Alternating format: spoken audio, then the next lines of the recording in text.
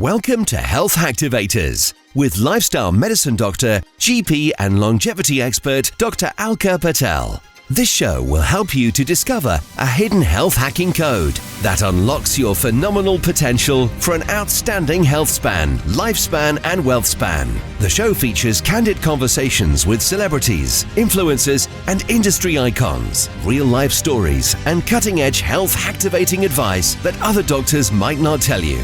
Discover why now is the time to join the strategic self-care revolution and experience the profound effects this will have on your personal and professional success. Now, here is your host, Dr. Alka Patel. Before we get into today's show, please do support today's show partner, Youth and Earth. Youth and Earth have a range of products that I love to use myself to supercharge my metabolism, to support my health, and to slow down cellular aging. Just be sure you click the link in the show notes for exclusive offers, which Youth and Earth are so generously giving for listeners of this show. Hi, hey, and hello, Health Hacktivators. Today's episode is all about water. I'm going to be giving you a quick tour of water and 10 interesting water facts. So here we go. Number 1, water and your brain. Now, the human brain, as you may already well know, is composed of somewhere between 70 to 80% water. And it is this very, very high water percentage, which underscores the vital role that hydration plays in supporting your brain function, in supporting your cognitive performance. Your brain has a very strong affinity for water.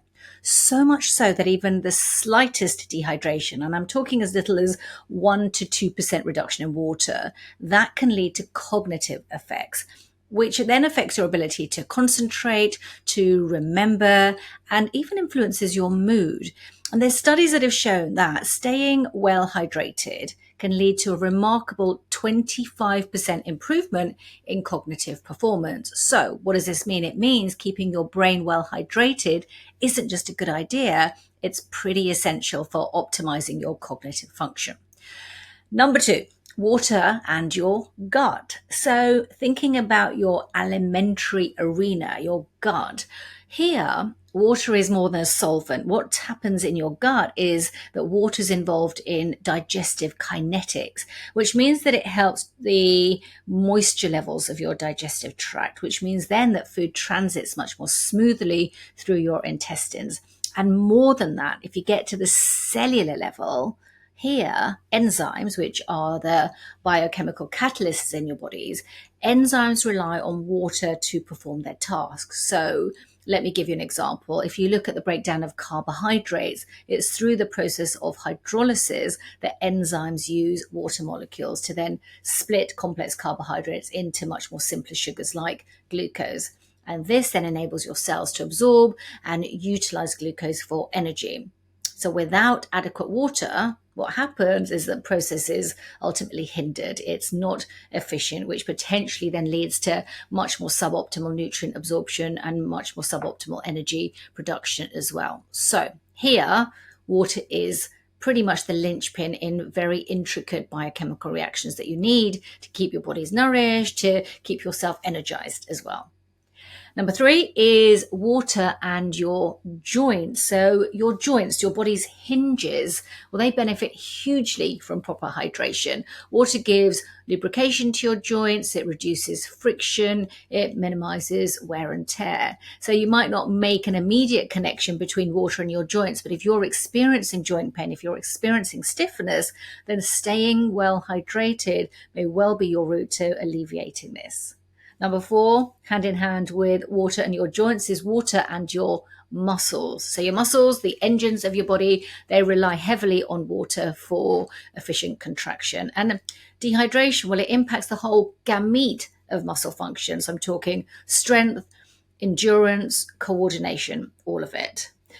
Number 5, water and blood pressure. I talk a lot about blood pressure on this show. If you're dehydrated, what happens is that your blood volume decreases, and that then causes your blood pressure to rise. So again, you might not make the obvious connection, but there is a strong connection between blood pressure and water. So if you do have high blood pressure and you're reaching for your pills, reach for a big glass of water at the same time.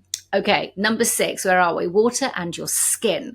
So if you're wondering about the secret to youthful, elastic skin, then of course hydration is very much top of the list. And why is that? Well, it's because it's water that supports collagen production and elastin production as well. Number 7, I want to zone in on water and your kidneys. Now, it's your kidneys that filter water. But did you know that they operate under the influence of a clock? I'm talking about your circadian clock, your rhythms. So how does this work? Well, during the day, during the initial hours after you've woken up, your kidneys are filtering fluid much, much, much faster than they are later in the day and later in the evening. They follow a rhythm, which means that drinking water earlier in the day is very beneficial. And it might be why drinking water late in the evening is the very reason that you wake up several hours late into the night. So if your sleep is disrupted, have a think about when you're drinking water and try and top this at the earlier part of the day. Number 8, well, let's here go beyond tap water, because not all water is created equal. So even though in its purest form, of course, water, H2O, is made up of 2 molecules of hydrogen and 1 molecule of oxygen, it is all subject to change. So here's some types of water. So we've got hydrogen water, which has an added hydrogen molecule in it. We've got distilled water, which has had calcium and magnesium removed. And we've got ionized water. So ionized water is water that's undergone a process of electrolysis. So what this does is it separates water into 2 streams. One stream has got a higher concentration of negatively charged ions, and that's what we call acidic water. And the other stream has got a higher concentration of positively charged ions, and that's what we call alkaline water. So alkaline water is water that has a pH above 7. Just for a bit of clarity, ionized water includes alkaline water, but not all alkaline water is ionized, if that makes sense. And the reason for that is because there are other ways that water can be alkalinized. So for example, if you look at mineral content, then water that naturally flows through certain geological formations like limestone or chalk, that will be picking up minerals like calcium and magnesium and bicarbonate ions. And these minerals increase the water's alkalinity. So the minerals in your water will determine its alkalinity. Even adding baking soda, sodium bicarbonate to water, that increases its alkalinity. And what is it about alkaline water that may or may not be beneficial? Well, there are studies which do indicate the potential benefits of alkaline water. So some studies suggest that alkaline water may be more effective in rehydrating the body compared to regular water.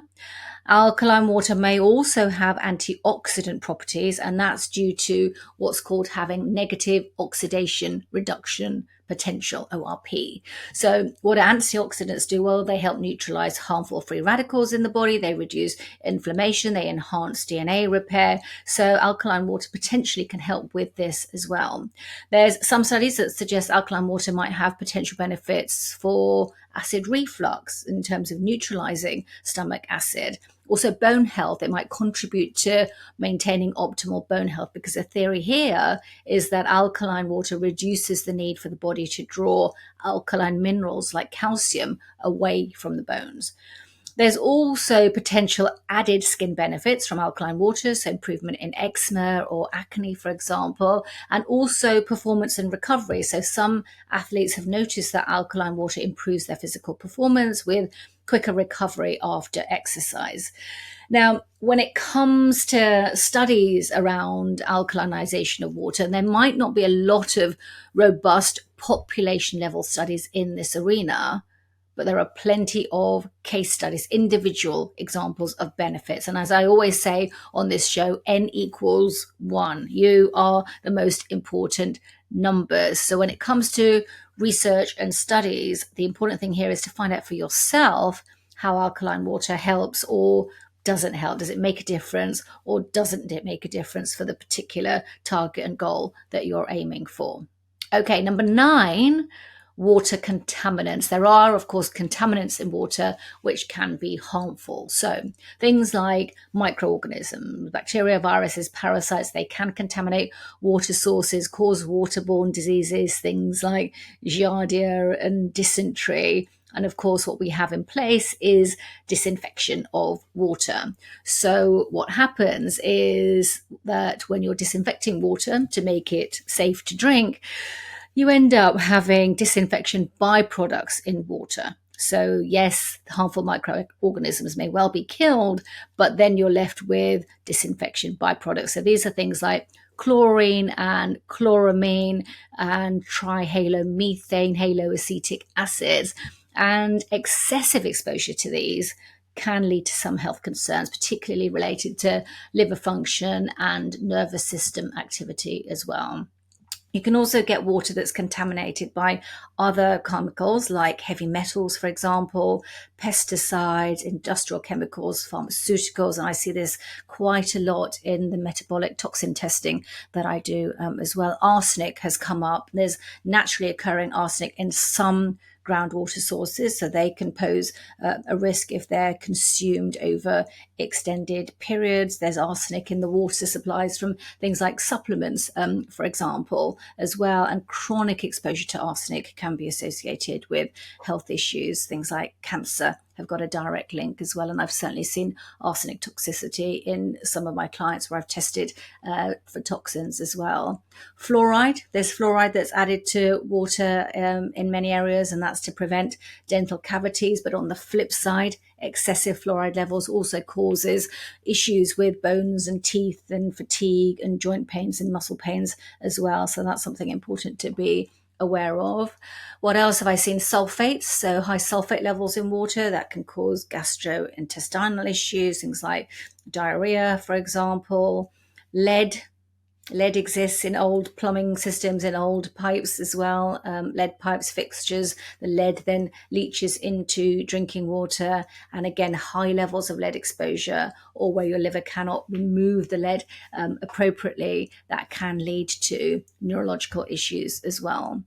And we've also got VOCs, volatile organic compounds. These come from more industrial pollution. They leach into the groundwater, they can contaminate drinking water supplies, and again can lead to health issues as well. So that's the reason I do toxin testing regularly. I think it's important to test for toxins, know what you're being exposed to, identify the source of the exposure, understand if you're able to detox. You've got a great liver. It's designed to do the job of detoxification, and most of the time does the job very, very well. But important to understand what's going on in your body, and even look at the quality of your water, get your local water tested, and look at things like water filtration. So filtering water is useful. It uses a combination of physical and chemical processes. If you look at things like a water filter in your fridge, there's exchange technology, ion exchange technology